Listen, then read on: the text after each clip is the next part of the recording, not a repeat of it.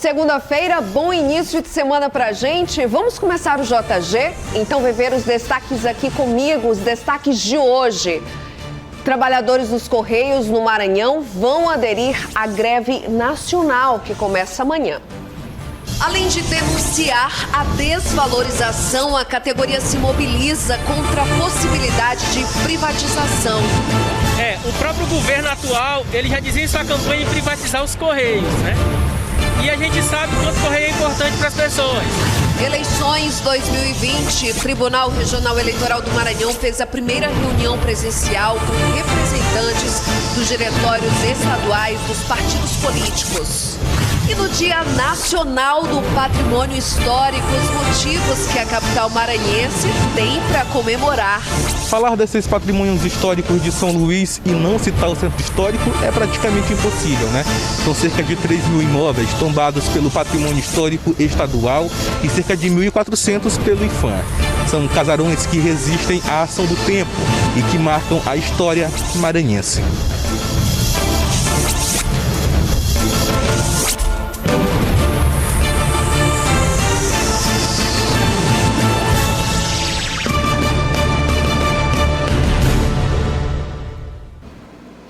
Os servidores dos Correios entram em greve amanhã por tempo indeterminado. O Maranhão também vai aderir. Segundo o sindicato da categoria, a empresa aumentou em lucro em 20% durante a pandemia, mas houve cortes de benefícios e os trabalhadores ainda temem a privatização. A greve é por tempo indeterminado e já começa às 10 horas da noite de hoje nos estados do Rio de Janeiro e São Paulo e amanhã nos outros estados. A categoria alega uma série de prejuízos e cortes de benefícios, mesmo com o aumento de 20% dos lucros da empresa durante a pandemia. Primeiramente, porque os Correios teve aumento em seu faturamento agora na pandemia e nos últimos 3 anos tem dado lucro. Então não tem argumentos para ter corte no salário e no benefício do trabalhador. Os Correios, como é serviço essencial, os trabalhadores dos Correios estavam aí em frente ao coronavírus. Para a categoria, a redução de direitos por parte do governo federal é uma estratégia para desmontar os Correios para depois fazer a privatização. O próprio governo atual, ele já dizia em sua campanha em privatizar os Correios, né? E a gente sabe o quanto o Correio é importante para as pessoas. As pessoas utilizam o Correio não é porque gostam dos Correios, a maioria é por causa do preço. Quem pauta preço na área do e-commerce, ou seja, na área de entrega de encomendas, é o Correio, que é o menor preço. E daí as empresas colocam, né, também o preço que não pode ser muito alto, porque o Correio tem o melhor preço do mercado. E aí com isso, o Correio baliza os preços das concorrências. E neste fim de semana foi o primeiro com a permissão de apresentações de pequenas atrações musicais nos bares, restaurantes e praças de alimentação. Nós falamos sobre isso aqui no JG, falamos também sobre as regras, ou melhor, as medidas sanitárias que deveriam ser seguidas pelos estabelecimentos, inclusive com possibilidade de multa em caso de descumprimento. Pois neste fim de semana teve fiscalização da Superintendência de Vigilância Sanitária, com o apoio do PROCON, Maranhão, Detran também e o Batalhão de Polícia Militar Rodoviária. Foram aplicados 2 termos de intimação, 2 autos de infração e uma interdição. Sobre as exigências, as apresentações precisam estar restritas somente a 2 pessoas, sendo aí a formação apenas do instrumental, aquela pessoa que toca e o que canta, o vocal. E claro, o uso de máscaras, o distanciamento social e o álcool em gel são obrigatórios, além de isolamento do acesso ao palco também e o reforço da necessidade de evitar o contato físico com o público. Os protocolos que têm que ser cumpridos. Porque, afinal de contas, toda a população já é ciente de todos os protocolos e quando voltam à ativa, eles têm que estar cientes do que eles podem e do que eles não podem fazer. Por conta disso é que a gente vai agir não só na parte educativa, mas exatamente agindo em cima de punir, de dar uma ressalva para eles exatamente por conta disso, porque não é uma coisa nova para a população. Tanto que a própria população hoje em dia anda se aglomerando sabendo que não pode. Depois de denúncias de moradores da região ali próxima à Praia do Meio, em São José de Ribamar, o Corpo de Bombeiros e as forças de segurança fizeram uma operação no fim de semana, ontem, domingo. Resultado, 7 carros apreendidos por exceder o limite do som e os proprietários foram encaminhados para a delegacia. Mas esse não foi o único problema. O domingo foi de praia lotada, aquela imagem comum, os carros estacionados lá na faixa de areia e a multidão que desrespeitou as medidas sanitárias. Nada de distanciamento social e também nem uso de máscaras. Infelizmente, as praias lotadas, o pessoal aglomerado e sem máscaras, com o som do carro além do limite, não foi a única cena de desrespeito às normas sanitárias e leis aí no fim de semana. No dia anterior, sábado, era assim que estava o Centro Histórico de São Luís, e acreditem, não tinha um show grande para atrair tanta gente, né? Inclusive, no sábado, o secretário de Estado de Saúde, Carlos Lula, foi às redes sociais pedir a colaboração das pessoas para que cenas como essas que a gente viu aí no Centro Histórico não se repitam. O secretário escreveu que as equipes de fiscalização continuam nas ruas, mas pediu o apoio da população porque não é hora de aglomerar. O secretário encerrou a postagem dele assim, abre aspas, com paciência e fé, vamos vencer, fecha aspas. E logo depois do intervalo, a primeira reunião presencial que o TRE do Maranhão fez com representantes dos diretórios estaduais dos partidos políticos. É como eu sempre digo, o nosso intervalo é bem curtinho. Eu volto já já. Fica aqui comigo no JG.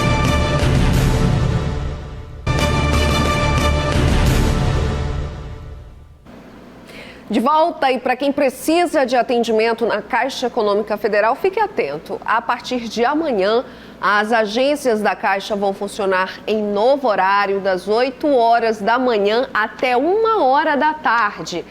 Mas calma que não precisa madrugar na porta do banco para ser atendido. A Caixa informou que todas as pessoas que chegarem às agências durante o horário de atendimento vão ser atendidas sim. Lembrando que é para evitar aglomerações, manter o distanciamento e não deixar de usar a máscara. Mas é o que a gente tem visto aí ultimamente, são cenas bem diferentes dessa. Na porta das agências da Caixa, aglomerações bem logo lá na entrada. O Tribunal Regional Eleitoral do Maranhão fez hoje a primeira reunião presencial com representantes dos diretórios estaduais dos partidos políticos. Os partidos políticos estão precisando se desdobrar para cumprir os protocolos sanitários nesse período de articulações intrapartidárias. Um desafio grande para quem precisa buscar aliados para a pré-campanha e também para se aproximar de eleitores. Esse novo normal, alguns autores até chamam assim um diginormal, você vai ter realidade e o digital convivendo agora na vida das pessoas, acabará por por obrigar partidos, candidatos e a própria população a se reinventar.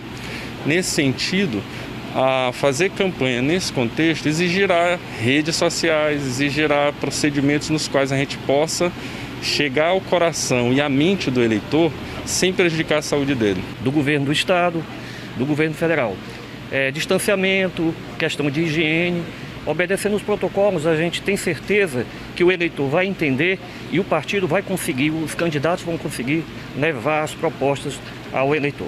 Se antecipando ao período de convenção em que os partidos reúnem um grande número de pessoas, o TRE Maranhão promoveu uma reunião com representantes de partidos para passar informações sobre os protocolos sanitários, além de assuntos voltados a registro de candidatura, propaganda eleitoral e prestação de contas. Arrecadação e gasto de campanha, que são um ponto importante.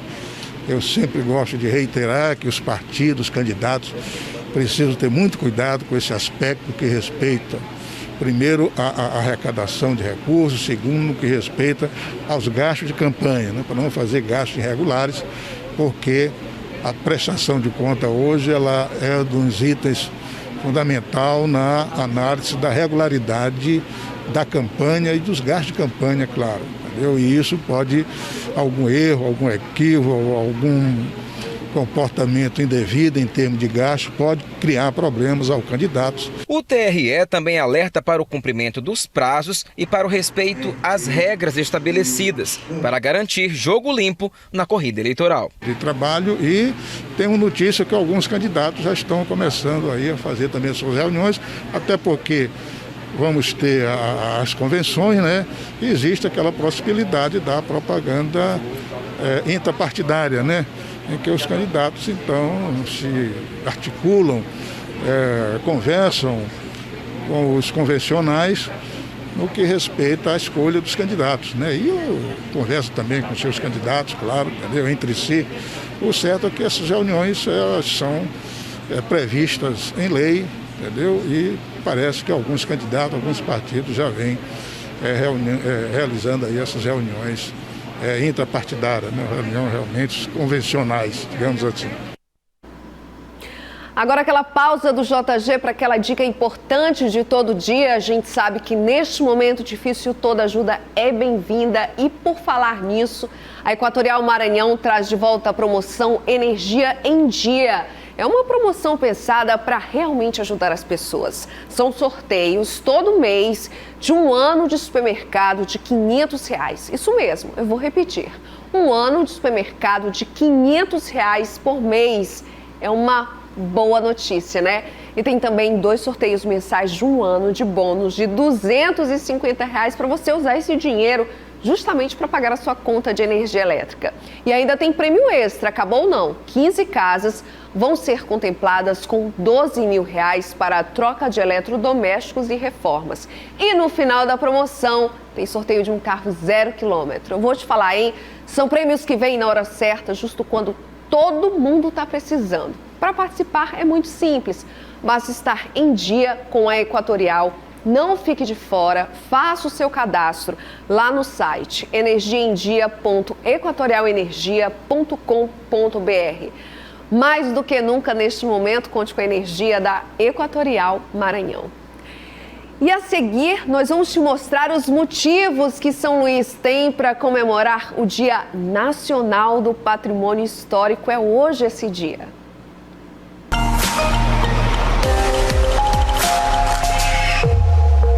Meia-noite 14 tem baixa-mar com 0,8 metro. No comecinho da manhã, pré-mar de 5,8 metros às 6h13. Ao meio-dia e 42, volta baixa-mar, agora com 0,4 metro. E a terça-feira termina com pré-mar de 5,6 metros, que começa a partir de 18 horas e 43 minutos.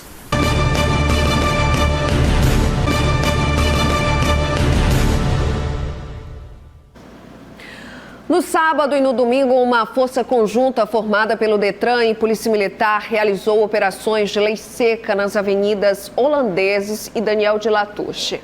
Ao todo foram abordados 198 veículos e realizados 184 testes com etilômetro, que é um aparelho que detecta o nível de álcool no sangue. Houve 14 casos de recusa ao teste e 12 motoristas foram autuados porque dirigiam sob efeito de álcool. Hoje é o Dia Nacional do Patrimônio Histórico e claro que a nossa capital tem motivos para celebrar essa data. Afinal, os casarões, aquele ar que a gente respira, é pura história lá no centro, né? Veja aí na reportagem de Eduardo Gomes. A cidade dos azulejos também é conhecida como Patrimônio Mundial da Humanidade. São Luís recebeu esse título em 1997 pela Unesco, pelo conjunto arquitetônico colonial português adaptado ao clima maranhense. Falar desses patrimônios históricos de São Luís e não citar o centro histórico é praticamente impossível, né? São cerca de 3 mil imóveis tombados pelo Patrimônio Histórico Estadual e cerca de 1.400 pelo IPHAN. São casarões que resistem à ação do tempo e que marcam a história maranhense. Nos últimos anos, muitos patrimônios foram recuperados e revitalizados pelo IPHAN. O maior investimento dos últimos 30 anos que o governo federal, através do IPHAN, tem feito no Centro Histórico de São Luís às vezes com recursos próprios, às vezes com parcerias, a exemplo da Prefeitura, do Governo do Estado, da Universidade Federal, empresas como a Vale, entre outros parceiros que o IPHAN tem. As belezas do patrimônio histórico maranhense também são vistas em muitos pontos da capital, seja na fonte do Ribeirão ou em locais de força e resistência, como o Forte Santo Antônio da Barra. Locais que contam a nossa história, mas precisam ser preservados por quem tem a chance de apreciar cada trecho. Com certeza, e lembrando também que o estado do Maranhão, em especial a cidade de São Luís, tem patrimônios reconhecidos pela Unesco. Por exemplo, do Centro Histórico da cidade de São Luís, que é um patrimônio cultural mundial, reconhecido pela Unesco. É exemplo também do Complexo Cultural do Bumba Meu Boi do Maranhão, que é patrimônio cultural da humanidade. Temos o Tambor de Crioula, que é reconhecido pelo IPHAN como patrimônio cultural brasileiro. Ou seja, são várias manifestações culturais, patrimônio cultural riquíssimo que o nosso estado e nossa cidade tem. Então, nada mais justo do que a população também fazer a sua parte, nos ajudar na preservação, na proteção e na promoção desse patrimônio cultural.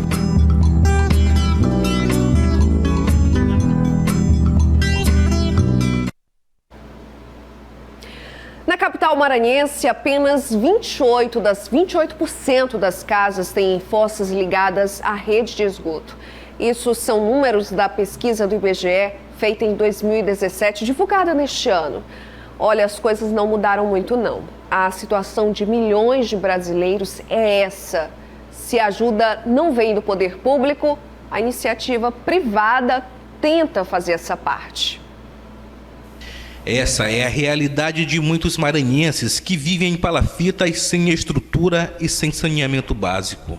Ter uma casa completa com banheiro e água na torneira é o sonho de muita gente, mas segundo dados da Organização Mundial da Saúde, cerca de 3 milhões de brasileiros que vivem na zona rural não possuem banheiro dentro de casa. Nas zonas urbanas, o cenário é semelhante. São mais de 1 milhão de pessoas que vivem na mesma situação. Além disso, a falta de esgotamento sanitário é um outro grave problema enfrentado pelos maranhenses. No estado, apenas 14 cidades contam com serviço de tratamento de esgoto, o que significa dizer que apenas 6,5% dos municípios maranhenses contam com esgotamento sanitário.